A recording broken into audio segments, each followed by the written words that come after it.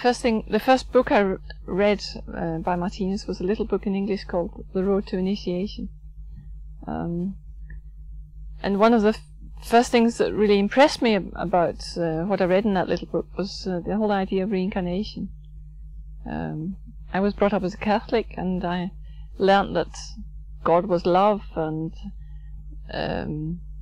everything was loving, but you know, I couldn't see it. There was a war in Vietnam at the time, and there was starvation in Biafra, and there were Catholic families with 14, 15 children. There was a lot of poverty, a lot of suffering, and I couldn't see how all this suffering fitted with the idea of a loving God. But when I read the idea of reincarnation, I thought, that's the answer. Because if you're, you know, we can all have a bad day, but you know, we know that we can go to sleep and wake up the next day and things can be better. And if life is like that, if one can have a so-called bad life, or an unpleasant life, or a life full of suffering, then one can reincarnate and evolve further. And it was like all the Christian dogmas that I had learnt in school and in church, they fell into place. They suddenly made sense. They made no sense at all without reincarnation. Martinus describes the living being as consisting of three parts, really. We have what we call our I, as in I am happy, I am sad, and so on. That I is a sort of invisible kernel of being within us. And then we have the second part, which he calls the ability to experience life and the ability to create. And then we have the third part, which is our organism and consciousness. And we all know that the organism dies. It's absolutely guaranteed. At some point our organism will die. But you know, we've never seen our I. When I'm saying I think this, I like that, and so on, then you know that there's some kernel of being within me that's expressing itself through this organism, through speech at the moment, through gestures. But you can't actually see the I. And I used to work in a hospital, and I saw a lot of people that died, but you know, one minute they were alive, the next moment they were dead, and you would see, well, the body's still warm, but he's dead. What's happened? And of course, what has happened is that this I, that can experience and create life through the organism, has actually left. But we've never seen either of those things, so who's to say that they have disappeared? You know. So Martinus says that the I and the creative ability and ability to experience can connect with another organism and create another organism on the physical plane after a stay in the spiritual worlds. And in this second part I described, the second part of the living being, we have a lot of talents. And talents are not something you can see either. I mean, I could sit here and say, well, I can play the violin. You can't check if that's right or not unless you give me a violin and I demonstrate it. And you can see if my talent is, if I have a great talent for playing the violin, or if my talent is very minimal. But you know, the talent in itself is not something visible. And we have a whole array of talents. We have a talent for being humane, and we have a talent for being nasty and unpleasant. We have talents for mathematics and music and literature and all sorts of things. We have a talent for being friendly. We have a talent for being unkind. We have talents for building up an organism. And these talents survive death.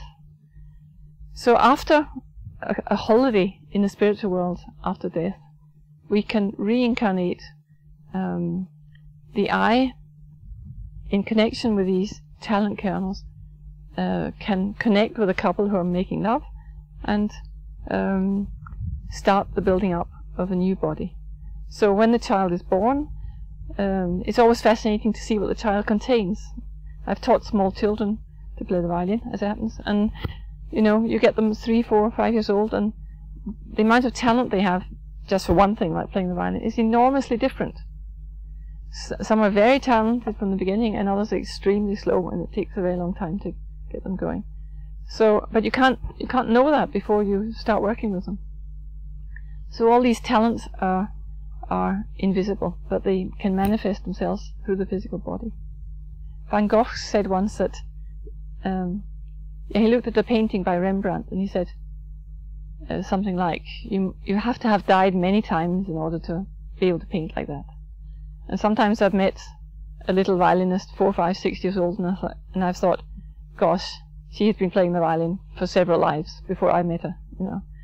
So I think in my work with small children, then I've really seen what I would consider evidence for reincarnation. At least reincarnation is a very plausible reason for the amount of talent they have when they start from scratch. It seems like they start from scratch, but they don't.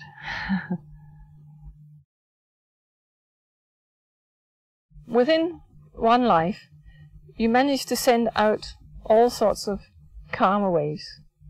And karma waves can be very, very pleasant or very unpleasant, and everything in between. And according to this law of karma, or the law of cause and effect, these karma waves will return to you sooner or later.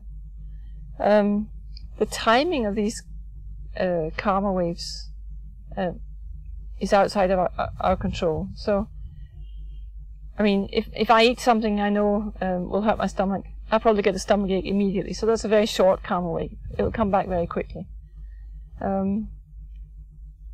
But if I'm very unkind to someone, or very selfish, or very egoistic, maybe the karma wave will come back within this life, or it could come back in another life. Or it comes. But what is guaranteed is that it will come back at the time when it's most beneficial for us, so that we can learn from it and really learn to see that our karma, our fate, is a kind of mirror showing us how we are, how we can be towards others. So in my karma, if I receive kindness, then it's because I've sent out kindness. If I receive unkindness, it's because I've sent out unkindness. And the whole idea of receiving one's karma is to help one grow. It's not any kind of punishment, but it's a help for growth. A help for growth towards humaneness. So karma is an extremely useful tool, helping us improve morally and become real human beings.